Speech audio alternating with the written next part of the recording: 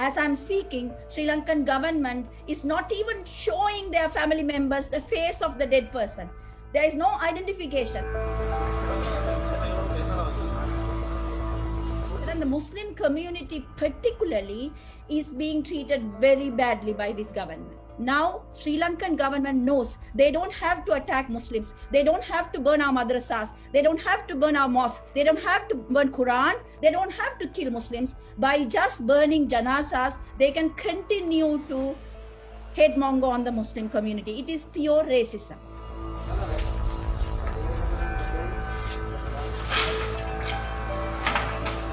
Some of the families also left the janaza because they were asking for 40,000 rupees and also 8,000 rupees for cremation, right? So altogether, roughly about $200 they have to have.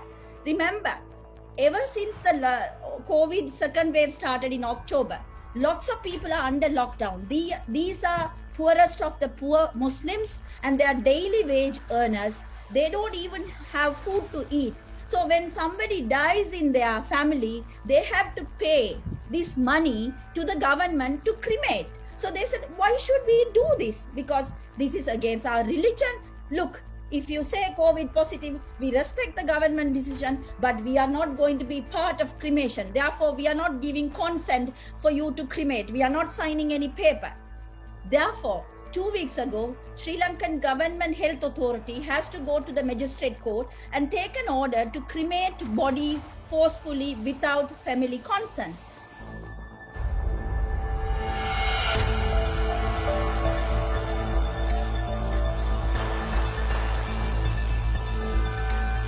President Gotabaya Rajapaksa is now unable to manage what he took it out. The genie of the Muslim community's anti-Muslim attack and discrimination, he took it out. This whole cremation only policy is pretty much came through his movement. So now, even if the president want to put the genie back, he can't. So therefore, he has gone to the extent of asking the Maldivian foreign minister whether he can export Sri Lankan janazas, Muslim janazas to Maldives to be buried. What a joke. Have you ever heard any country exporting their COVID dead?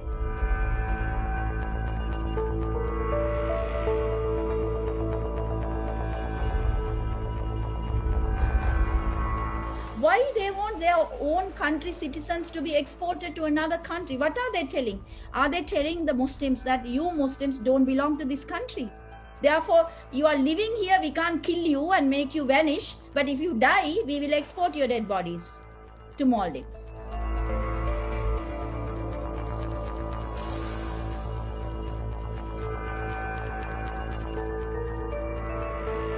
When late Mr. Jamal died on the 30th of April, his body was lying in the Negombo Base Hospital where so many Easter bombing victims' bodies were lying at that point of time. So many of the staff and the JMOs, doctors have been bit angry with the Muslim community, and because we were already dealing with the issue of anti-Muslim sentiment in that town, also particularly in the hospital, because I personally have taken many women who went with the hijab and was removed their hijab in the hospital.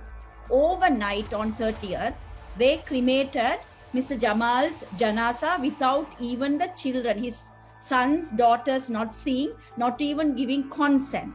Then on the 31st, the Sri Lankan government took away the health regulation circular that gave the burial option overnight and replaced it with the circular that said cremation as an only option for anybody who would die of COVID in Sri Lanka.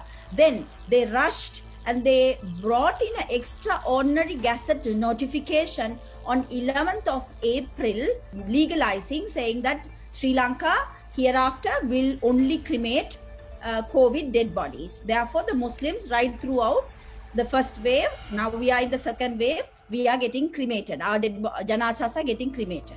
when they took away that circular and brought in cremation only policy, they very cleverly put COVID and COVID suspected bodies. To date, there are many Muslims, they are saying they are dying of cancer, diabetic, head injury, heart attack, and all those things. The death certificate will say that all these the diseases that I talked about. In bracket, they will also say pneumonia COVID or COVID induced pneumonia. So every Muslim janasa in the lockdown areas has been snatched away from the families, and there is compulsory PCR test. That also they are very happy to do it, whether it's coming positive or negative, because Muslim community, within 24 hours we bury our janasas, right? They want to delay that as much as possible. Therefore, some of the current political party politicians at the local level are going and stopping the normal janasas also, dragging the janasas into hospital and making sure that the janasas are stored for 2-3 days in the morgue. So this is like, they are very happy, they are punishing the Muslims. So it's very interesting, this whole COVID suspected case, how it is also facilitating more Muslims to be cremated, and some of them are wrongfully cremated. Now one case, the doctor himself appeared on TV and said PCR test only came today, it is negative, we already cremated this lady, her name is Rinosa.